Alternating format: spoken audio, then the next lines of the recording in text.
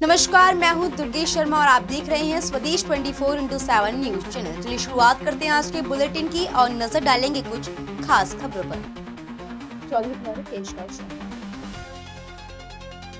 चलिए रुक कर लेते हैं केशकाल की खबर की ओर, जहां कोंडागांव जिले के केशकाल विधानसभा क्षेत्र में SIR के तहत मतदाता सूची में फर्जी आपत्तियां लगाकर नाम काटे जाने के विरोध में आज बुधवार को कांग्रेस पार्टी ने विरोध दर्ज किया। आपको बता दें कि कांग्रेस पार्टी कमेटी अल्पसंख्यक विभाग के प्रदेश अध्यक्ष अमीन मेमन के नेतृत्व में कांग्रेस नेताओं और कार्यकर्ताओं ने तहसील कार्यालय पहुंचकर SDM को ज्ञापन सौंपा। कांग्रेस का आरोप है कि 15 से 20 किलोमीटर दूर रहने वाले भाजपा कार्यकर्ता ऐसे मतदाताओं पर आपत्तियां दर्ज करा रहे हैं जिन्हें वे व्यक्तिगत रूप से जानते तक नहीं है। कांग्रेस ने ऐसे मतदाताओं को उनके लोकतांत्रिक अधिकारों से वंचित रखने का प्रयास बताया है। कांग्रेस नेताओं का कहना है कि यह पूरी प्रक्रिया एक पूर्व नियोजित साजिश का हिस्सा है, जिससे निर्वाचन प्रक्रिया प्रभावित हो रही है और साथ ही BLO को भी अनावश्यक रूप से परेशान किया जा रहा है। कांग्रेस पार्टी ने ज्ञापन के माध्यम से मांग की है कि यदि फॉर्म 7 के तहत दर्ज आपत्तियां सही पाई जाती हैं तो संबंधित BLO को जवाबदेही तय की जाएगी। वहीं यदि आपत्तियां फर्जी पाई जाती हैं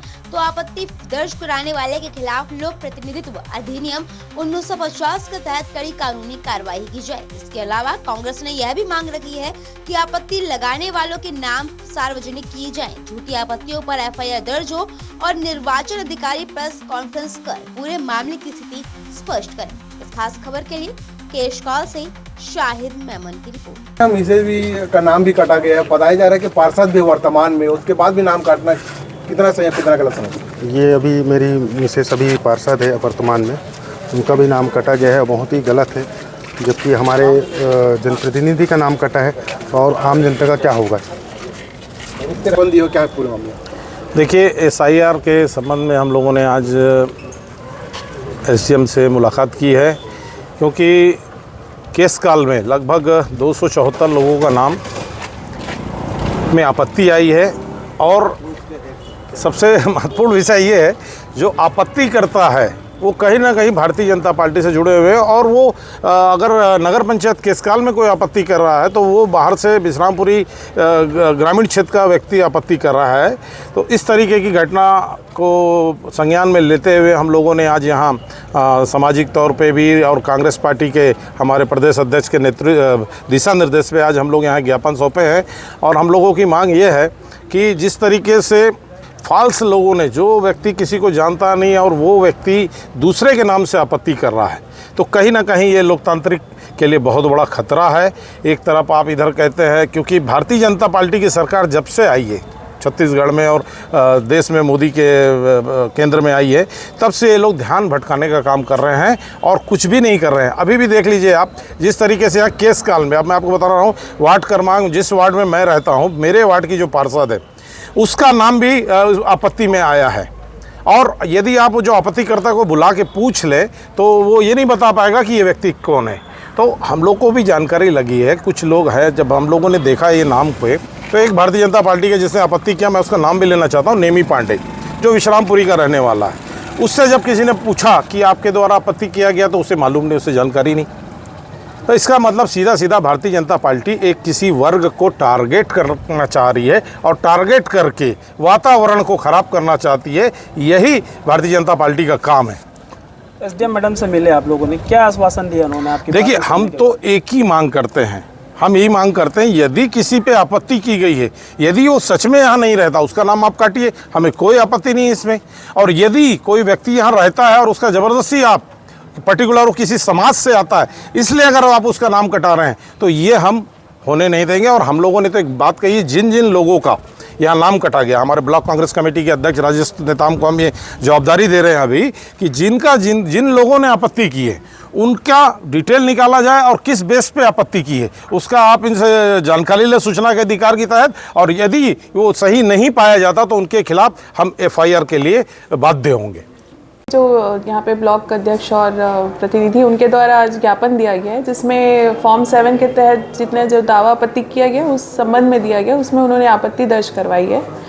तो उसमें सभी को ये चीज़ बताया गया जो इलेक्शन कमीशन ऑफ इंडिया की जो गाइडलाइन है उसके अनुसार जो आपत्ति करता है उसको पहले बुला के उनका जांच किया गया। इसमें प्रावधान है कि उसी मतदान केंद्र का आपत्तिकर्ता होना चाहिए। उसके बाद ये बाहर भी आपत्तिकर्ता पे है कि वो जो जिनके लिए दावा कर रहा है या आपत्ति कर रहा है उस संबंध में दस्तावेज प्रस्तुत करे, उसके बाद ही आगे जो है कार्रवाई करी जाएगी या जिसके संबंध में दावा किया जाए उनको बुलाया जाएगा। एक सूची लगातार वायरल हो रहा है और जिसके कारण ही या उग्र आंदोलन बढ़ते जा रहे हैं, इन पर किस प्रकार कार्रवाई होगा? ये हर हफ्ते हमको जो जितने भी रिकॉग्नाइज्ड पॉलिटिकल पार्टी है उनके साथ हमको फॉर्म 6-7 जितने भी दावा आपत्ति है उसकी सूची साझा करनी है और वो करी गई है। उसी संबंध में उनके पास सूची जो उपलब्ध था जिसमें वो आपत्ति भी दर्ज करा रहे थे, तो इसीलिए जो प्रक्रिया है वही हम फॉलो करेंगे, जिसके तहत अभी नोटिस भी जारी किया गया है जिसने आपत्ति किया है आपत्तिकर्ता को कि पहले वो अपना बताए कि क्या वो उसी मतदान केंद्र से बिलोंग करते हैं, उसके बाद ही ये प्रक्रिया आगे बढ़ेगी। तो वो नोटिस की तामीली हो गई है और 2 दिन उनका सुनवाई करके पक्ष सुना जाएगा। उसके बाद अगर वो सही पाया जाता है तब संबंधित को जिनके लिए आपत्ति किया गया उनको बुलाया जाएगा। अगर गलत तरीके से अगर आपत्ति किया होगा तो उस पर किस प्रकार कार्रवाई की जाए? इनको लगातार इन पर कार्रवाई करने की मांग करें। जी, उसमें देखा जाएगा। पहले तो इनको बुला के कि क्या उनके नॉलेज में था, क्या उन्होंने अपने उससे किया है। उसके बाद अगर पाया जाता है कि इंटेंशनली किया गया तो फिर वो जांच का विषय है, उसमें जांच आगे की जाएगी। कि भाजपा के लोग SIR में कई लोगों को नाम काटा गया है, इसको कैसे देखते हैं? बिल्कुल सही बात है कि भाजपा के लोग वास्तविक में ये SIR में नाम काटने के लिए आपत्ति जो कर रहे हैं, जिनको मालूम नहीं कि वो आदमी कौन है, बाहर के आदमी नगर पंचायत केस काल के व्यक्ति को जानते नहीं हैं, उनके नाम पर वो आपत्ति किए हैं, ये बिल्कुल सरासर गलत है। और हम SDM मैडम से यही मांग किए हैं कि जो आपत्ति किए उनके खिलाफ कार्रवाई हो और तत्काल उनको नोटिस देकर बुलाया जाए। अगर समय पर कार्रवाई नहीं हो तो क्या करोगे? समय पर कार्रवाई नहीं होगा तो हम बराबर हमारी पार्टी की तरफ से उग्र आंदोलन करेंगे, यही हम मांग किए हैं।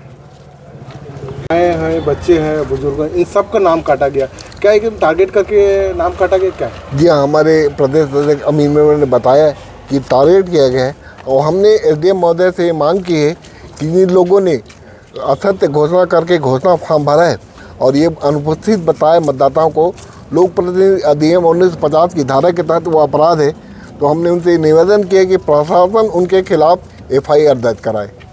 अगर कार्रवाई नहीं हो तो क्या करें? कार्रवाई नहीं होगा तो उग्र आंदोलन करेंगे। हमने उनसे समय मांगा है, उन्होंने नोटिस दिया है आपत्तिकर्ताओं को और बहुत ही जल्दी उनके खिलाफ कार्रवाई करने का आश्वासन दिया है निर्वाचन अधिकारी।